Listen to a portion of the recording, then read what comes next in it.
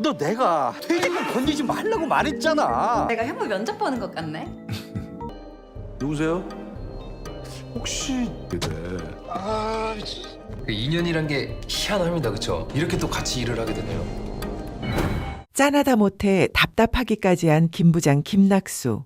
그렇게만 설명하기엔 아쉬운 캐릭터입니다.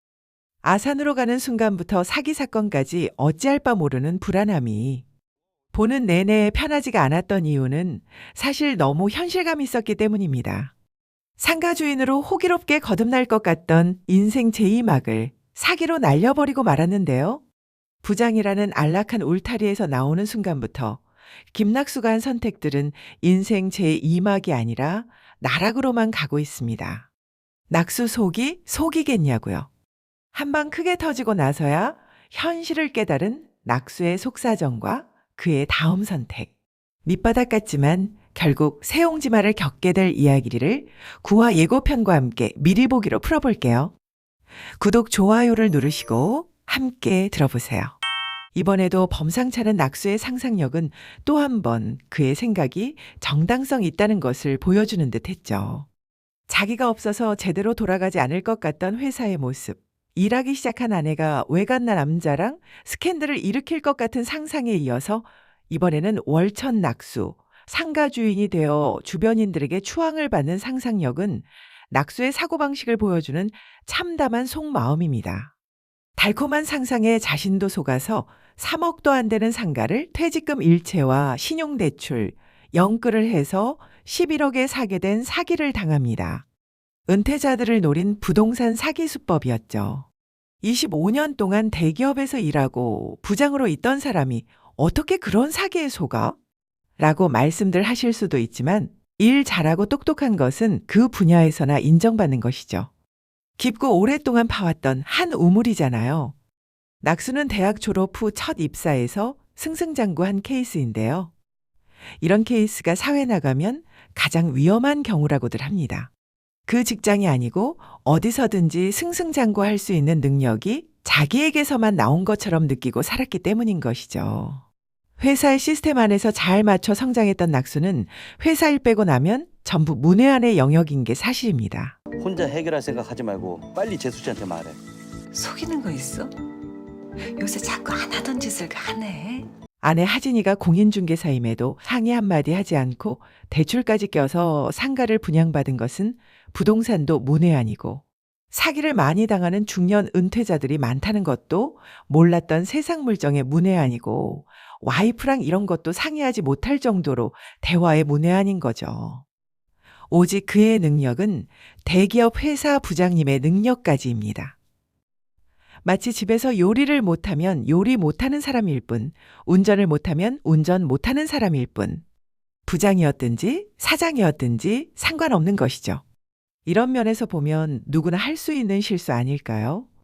낙수 같은 아버지, 형님이 많으신 이유인 거죠. 내가 현무 면접 보는 것 같네.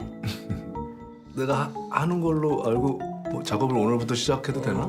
낙수는 감당할 수 없는 현실이 되어서야 처제네의 회사로 들어가게 되는데요. 하필이면 ACT 본사와 계약 관계를 가지게 되고 전 직장 동료들을 만나게 되는 모양입니다. 그 인연이란 게 희한합니다, 그쵸? 이렇게 또 같이 일을 하게 되네요. 직원증이 아니라 방문객 출입증을 목에 건 자신이 초라해 보였겠지만 이젠 과거의 모습은 남겨두고 지금의 자신에게 충실하면 좋겠는데 말이죠. 부장 대우에 훨씬 못 미치는 일, 전 직장 사람들과 갑과 을의 관계로 엮여서 하게 된 이 일을 얼마나 할지 오래가지 못하고 그만둘 것이 뻔하게 보입니다. 지난 화에서 아산 공장에서 회사 생활을 마감하는 낙수의 모습은 의외로 사람 중심이라는 생각이 들 수 있는데요. 갑자기 왜 공장 노동자들 편에 서서 한 번 더 재기할 수 있는 자리를 잃느냐는 말이죠. 하지만 낙수가 그만둔 건 그 직원들을 자기 손으로 배신하기가 어려워서가 아니었던 것 같습니다. 더 이상 회사가 자신의 실력과 능력을 인정해서 붙드는 게 아니라는 걸 알았기 때문이죠. 능력은 진즉에 바닥났고 아직도 자아도취에 취해 있는 자신을 심부름꾼처럼 험한 일에 부려도 좋아라 하고 꼬리를 흔드는 멍멍이처럼 여긴다는 생각 때문입니다. 영업팀 25년 하면서 술자리는 얼마나 재밌게 하며 꼰대스런 고집도 호기롭게 부려주니 회사 입장에선 재주 넘는 광대로 본다는 것을 인식했기 때문이죠. 그래서 몇 년 더 있어봤자 이 목줄을 쥐고 더한 일을 시키겠다는 것을 알았기 때문에 그만둔 것입니다. 그 과정에서 작업반장 이주영에게 충고도 하고 명함도 주고받게 되는데요. 나중에 서로 도움이 되는 인연이 한 번 더 되면 좋겠다는 생각이 들더라고요.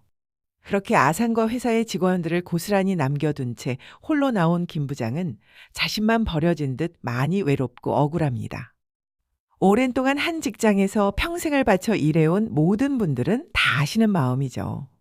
이제 월 1,000을 꿈꾸던 상가는 월 300에 내놓고 임대를 하려는데 새로운 인연을 만납니다. 누구세요? 혹시 허남준이 등장하는데요. 빈 상가 안을 들여다보는 모습이 같은 사기를 당한 상가주가 아닌가 합니다.